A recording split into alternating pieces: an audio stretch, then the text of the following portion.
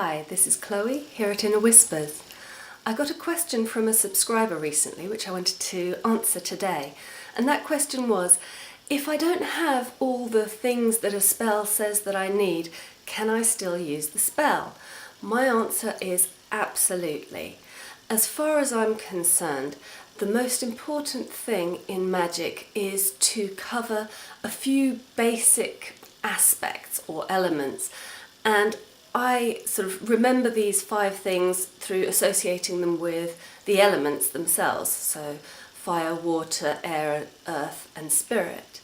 And if you cover those 5 aspects, then whatever you do within the actual spell is going to work, guaranteed.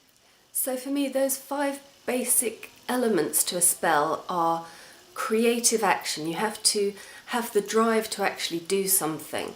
They are tapping into your subconscious, changing your state of consciousness.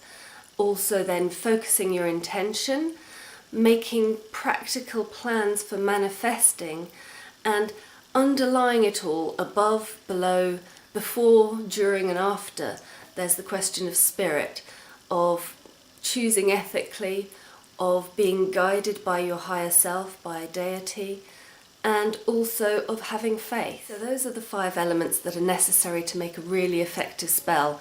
And I talk about them in more detail in my workshops and webinars, breaking down what different things you can do to activate each of those elements.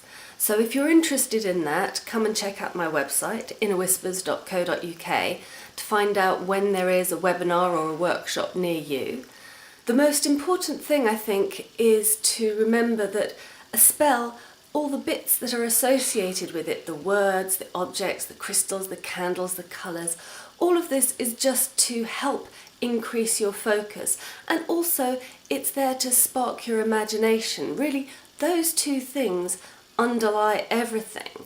And you can use those 2 things to create the bits that you need, the 5 elements to make your spell effective. You don't need a particular coloured candle. Any candle will do, so long as it speaks to you.